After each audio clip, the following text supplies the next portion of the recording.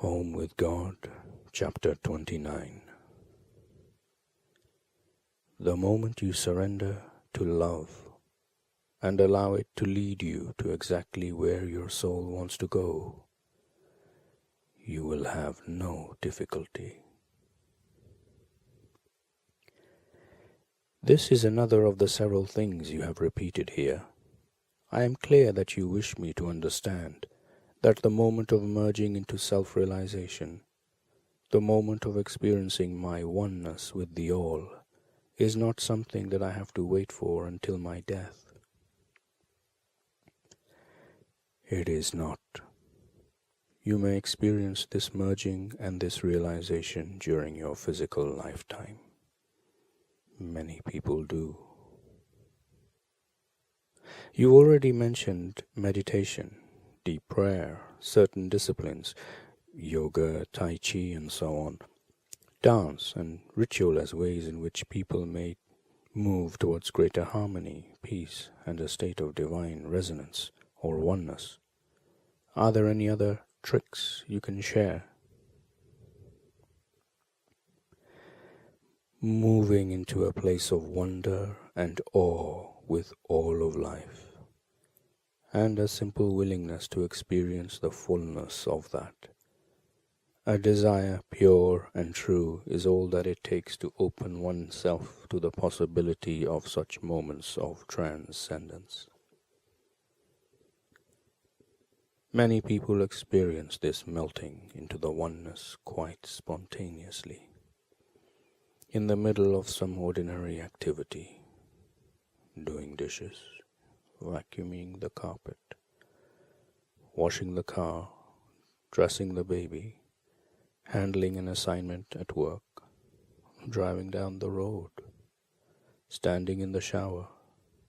Suddenly, abruptly, without warning or cause, there is a sense of no separation, an experience of unity with everything. It is usually felt for a split second, and then things go back to normal. But it is an experience that one never forgets. What should we do if this happens? Well, whatever you do, don't ignore it. For many people, its meaning is often missed or ignored. If you have or have had such an experience, you can go back to it in memory and recapture much of the feeling that was experienced there. You can use it as a starting place, a jumping off point for longer experiences. There are people who are able to move into this experience of oneness at will, and who remain within it for extended periods. Some remain within it for the rest of their lives. It is a simple matter of focus, or whole presence centering. Whole presence centering? Well, we are going to encounter the problem with words again.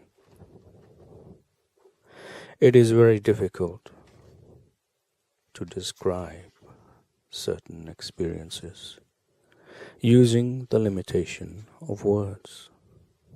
That is why I have encouraged you to form pictures whenever you can. Even though the pictures in your mind are metaphors, they will often come closer to bringing you the feeling of knowing that words can never do. By whole presence centering, I mean those times when you are wholly present in the moment that is occurring right now in your life, when there is not a single part of your body, mind, or spirit that is somewhere else. This is very rare for most people, but it can occur, and people with a real willingness can cause it to occur regularly. You can, with determination, take your mind off of everything else and bring it to this moment right now. Some of you call this the experience of being centered or fully present. Ram Dass wrote a book about this called Be Here Now, and there is the more recent contribution by Eckhart Tolle, The Power of Now. One way to achieve this state of being is to look into your own eyes in a mirror. This is deceptively simple and incredibly powerful tool. The trick is not turn away. The trick is to not turn away if this deep looking becomes uncomfortable. If you are able to hold your own gaze for more than a count of 10, you will begin to experience such compassion and love for yourself that you will almost not know what to do with that feeling. It could be very difficult for you to take in this feeling if you are not used to loving yourself. And most people, sadly, are not. Just be with the feeling and embrace it. Continue looking deeply and more deeply into your own eyes. If you use a hand mirror, you can be sitting when you do this. Now, all at once, after looking deeply into your own eyes for as long as you can, simply and quickly close your eyes and be with the feeling that follows. Very often you will feel merged with the essence. This could last only a moment or for the rest of the day. If you have a life partner or a friend with whom you feel close, you may also try a variation of this process by looking deeply into the eyes of another. Again, do not turn your eyes away if this deep looking begins to become uncomfortable. It will soon pass, melting into a softness and an inner glow as you feel yourself merging with the self of the other.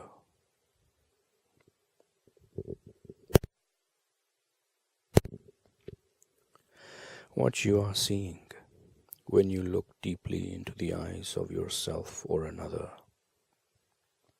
is the soul. The eyes are the windows of the soul.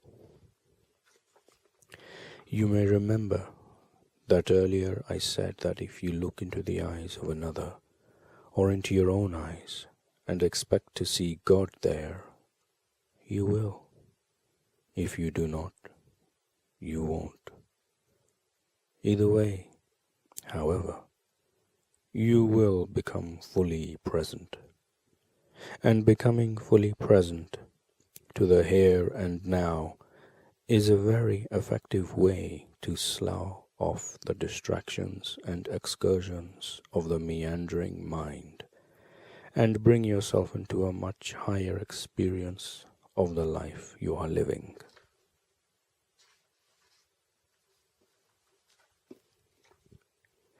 You cannot look into the eyes of any living creature without becoming fully present. That includes your dog, your cat, even a wild animal. Stop in your tracks and lock eyes with an untamed animal, a lion or a tiger or a bear, and see if you do not feel fully present. When you become fully present this way with another living being, you may very well start to love them.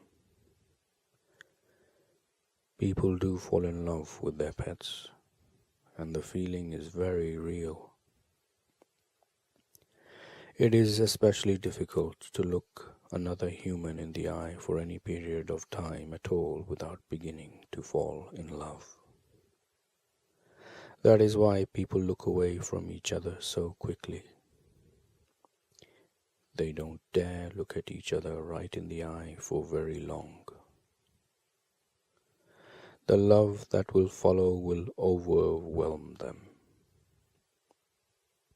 Yet it is because they do not know what to do with that love that they are overwhelmed. The moment you surrender to love and allow it to lead you to exactly where your soul wants to go, you will have no difficulty. All struggle then will cease, and you will know oneness. This is what happens at the moment of emergence. This is what occurs at the time of total immersion with the essence. It is a very healing way to start a day or to end one. Or to end a life, it would seem. I mean, you're saying, aren't you, that some people can experience this merging, this melting into oneness during their physical life, but that all people experience this at the moment of their death. Do I have this right? You have it very right. No one is excluded. No one is disqualified. No one is left behind. What about those who don't believe it will happen? Belief does not create your experience after the second stage of death. What does? Desire. Wow, wow, wow and triple wow. The 3 stages of death are designed to move you gently and as rapidly as you wish to move through the process of re-identification. In the second stage of death, you still identify with your mind, and so your experience is dictated by what is in your mind. Your beliefs create your experience. Once you drop this identity, your experience is created not by what you believe, by what you desire. This is the beginning of your experience called heaven. You may experience these 3 stages of death that I have now several times described, even while you are alive. Now wait a minute. I know you said that if I could experience the moment of emergence while I am alive, but I have not heard you say this.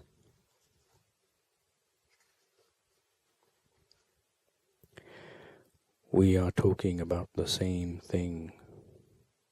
We are talking about the death of the idea of separation. That is what happens at the moment of your physical death, and that can occur at any time. The 3 stages of death are simply the 3 steps of re-identification. These are 1. Releasing identification with the body. 2. Releasing identification with the mind. 3. Releasing identification with the soul. But if we are identifying with none of those aspects of ourselves, then what are we identifying with? Nothing. Nothing? We are identifying with nothing at all?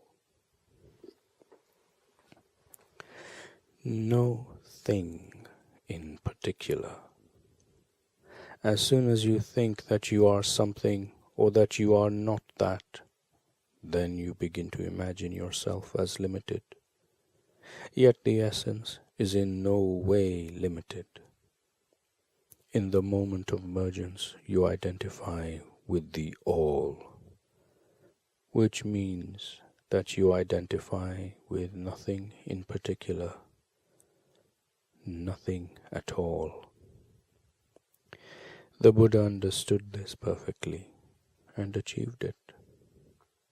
Many masters have achieved it.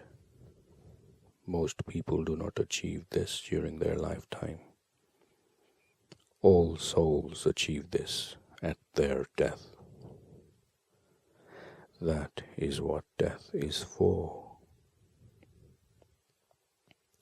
So this is not something that could happen, but something that does happen for everyone when they leave their body. Yes. And in the third stage of death, you encounter the wondrous perfection of who you are as seen through the eyes of God.